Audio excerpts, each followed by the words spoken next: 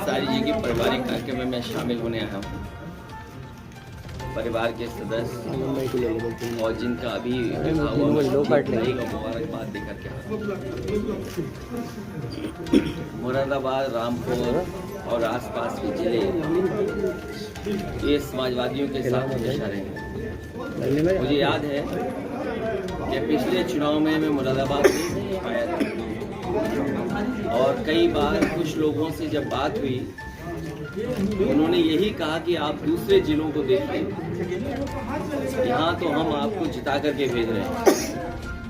मैं मुरादाबाद और आसपास की जनता का बहुत धन्यवाद देता हूँ जिन्होंने उन परिस्थितियों में समाजवादी पार्टी की मदद की और समाजवादी पार्टी के एक एक प्रत्याशी को जिताने का काम किया। हालांकि यूसुफ अंसारी साहब 2 बार बहुत करीब से रह करके नहीं जीत पाए।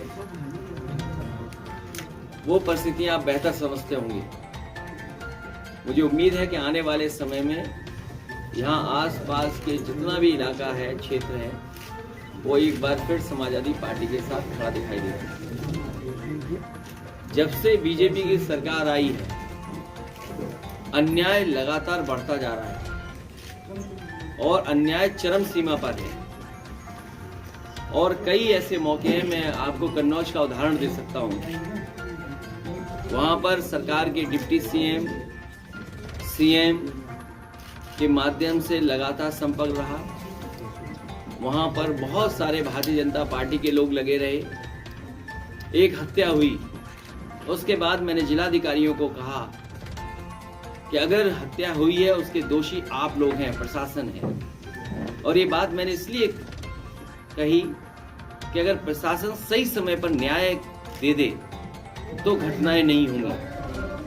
प्रशासन पूरा भारतीय जनता पार्टी के इशारे पे काम कर रहा है और कई जिलों में भारतीय जनता पार्टी का पदाधिकारी बन के काम कर रहे हैं। वो रामपुर हमारे बगल में आदरणीय आजम खान साहब बैठे हैं, इन पे सब झूठे मुकदमे लगे हैं। इतनी परेशानी, तकलीफ और इस तरह का अन्याय किसी भी राजनीतिक परिवार के साथ नहीं हुआ होगा जितना इनके साथ हुआ है। आज जब मैं आपसे मिल रहा हूं, बात कर रहा हूं, सुबह सुबह मेरे घर पर एक परिवार आया और रोता हुआ आया कि रात में उनके परिवार एक समाजवादी पार्टी के पूर्व में रहे प्रत्याशी उसको उठा लिया है पुलिस ने। मैं लखनऊ से चल करके बरेली, बरेली से चल करके रामपुर और रामपुर से मुरादाबाद तक मैं फोन मिलाता रहा हूं, लेकिन अभी तक पुलिस कप्तान का फोन नहीं उठा। सोचिए, अगर पुलिस के अधिकारी भारतीय जनता पार्टी के पदाधिकारी बन जाएंगे, उनसे क्या न्याय की उम्मीद करेंगे आप? और ये एक घटना नहीं है। झांसी में दीपक यादव जो घटना में नहीं था, कहीं मौजूद नहीं था, सीडीआर में कहीं नहीं। आजकल तो इतना कुछ है, साइंटिफिकली आप टेक्नोलॉजी से प्रूव कर सकते हैं कौन कहां किस समय था। वो मौके पे नहीं है, उसको जेल भेज दिया। ईडी, सीबीआई, जितनी भी संस्थाएं वो सब पीछे लगा दी। रमाकांत यादव, मैं कितने नाम लूं जो समाजवादी पार्टी के लोगों पर झूठे मुकदमे लगे हैं। ये भारतीय जनता पार्टी ने जो नई परंपरा चलाई है, ये लोकतंत्र को खतरा पैदा कर रही है। लोकतंत्र में ये स्वस्थ व्यवहार नहीं है कि आप अपने पॉलिटिकल लोगों पर झूठे मुकदमे लगाएं।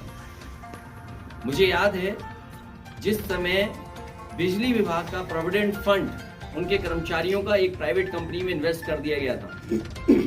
वो कंपनी जब भाग गई, कंपनी जब लॉस में चली गई, तो उस समय जिन अधिकारियों ने फैसला लिया था उनको जेल भेजा गया था, उनके खिलाफ कार्रवाई की गई थी।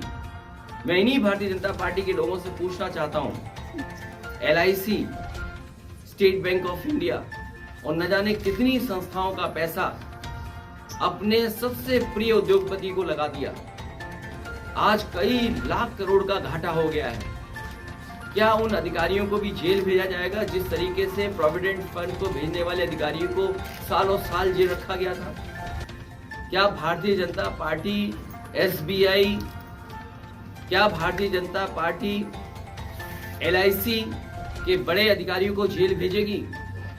क्योंकि उत्तर प्रदेश में एक उदाहरण है कि अगर आपने किसी प्राइवेट कंपनी में इन्वेस्ट कर दिया है सरकार का पैसा और वो प्राइवेट कंपनी अगर भाग गई है तो उस समय के अधिकारियों ने जिन्होंने फैसला लिया उनके खिलाफ कार्रवाई हुई, जेल भेज दिया गया। क्या इस तरह जो लाखों करोड़ रुपया डूब गया केवल 2 कंपनियों में, क्या उनके SBI के, क्या LIC के बड़े अधिकारियों को जेल भेजा जाएगा? और देश को तो सपना ये दिखाया जा रहा था कि दुनिया में वो सबसे बड़े उद्योगपति बन जाएंगे, नंबर 1 पर उद्योगपति होंगे। लेकिन आज जब सूची देखते हैं तो 20 की सूची में भी वो नाम नहीं आ रहा है। आखिरकार कितना झूठ बोलेगी ये सरकार? उनकी तो वैल्यूएशन गई है, लेकिन जिन लोगों ने पैसा इन्वेस्ट किया था उन आम लोगों का पैसा चला गया। और ये सरकार कहती है कि हम इन्वेस्टमेंट लाएंगे।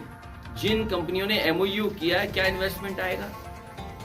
और लखनऊ में जो तैयारी हो रही है इन्वेस्टमेंट की, कम से कम सरकार ये बताए कि पिछली बार इन्वेस्टमेंट कितना आया था जब पहले बार MOU हुए थे। मुख्यमंत्री जी तो कह रहे हैं 75% वो जमीन पर ले आए। मुरादाबाद में बताओ कोई बड़ा कारखाना लगा हो सरकार की तरफ से, अमरोहा में कोई बड़ा कारखाना लगा हो सरकार की तरफ से, रामपुर में बड़ा कोई कारखाना लगा हो।